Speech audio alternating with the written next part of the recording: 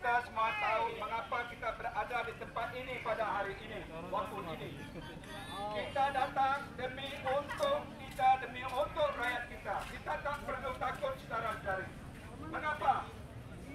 Selama ini kerajaan atau pemerintah Barisan Nasional memang menindaskan rakyat. Kita tengok SPR, kita tengok agensi yang lain yang tidak peduli tentang hak rakyat.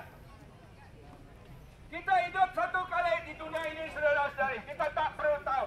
Kita ingat kita ada anak, ada cicit cucu. Supaya kita pada hari ini datang ke sini untuk nak tahu bekerja sama supaya so that we have unity. Unity is very important to face the challenge ahead of us. Saudara-saudari, kita perlu tahu dalam sejarah Malaysia yang penting pertama, formation di Malaysia 49 tahun yang sudah. Sejarah yang kita akan alami mungkin tidak lama lagi adalah untuk menggantikan kerajaan yang ada sekarang dengan kerajaan pekatan.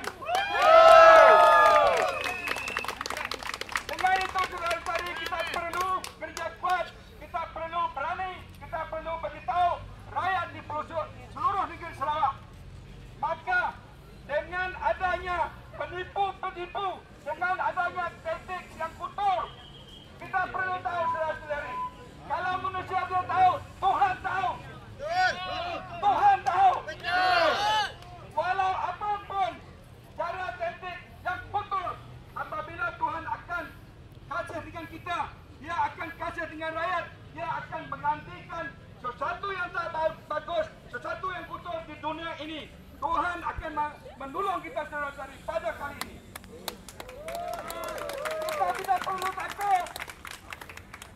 Tidak perlu takut. Yang kerja jahat, dia tahu kita akan menggantikan sesuatu yang jahat dengan sesuatu yang baik. Demi untuk semua. Demi untuk semua. Bukan untuk orang Melayu saja. Untuk Melayu, Cina, India, Dayak dan seterusnya. Ini negara kita. Untuk menyelamatkan Sarawak. Untuk menyelamatkan Malaysia. Kita perlu berdiri bersama. Kita perlu bangkit. Kerana kita sayang kepada negara ini. Akhir sekali, Sarawak adalah satu negeri yang kaya saudara-saudari. Tetapi rakyatnya banyak miskin. Kerana apa? Kerana pemerintahnya tak adil. Banyak rasuah, banyak salah guna kuasa.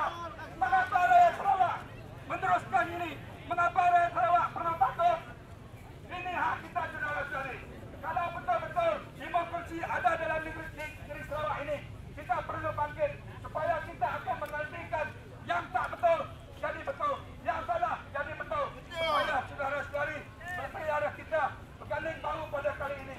Berada kita berada macam ini di rumah panjang, di kampung, di mana saja, supaya rakyat tahu kita mesti memikirkan sesuatu yang tak baik. Kalau kita nak menembuskan cara-cara Barisan Nasional, cara penipunya, bukan senang saudara-saudari. Tetapi kalau kita tahu tanggungjawab kita sebagai rakyat, sebagai orang Sarawak, orang Malaysia, ingatkan sejarah. Apabila Malaysia ditumbuh, orang tua kita Tun juga dan rakan-rakan mengata, duduk berdiri sama tinggi, duduk sama rendah. Ini adalah objektifnya. Akhir sekali saudara-saudari, marilah kita berganding bahu, marilah kita bekerjasama, bagi tahu dengan rakyat-rakyat kita, penyokong-penyokong kita, penyokong-penyokong barisan.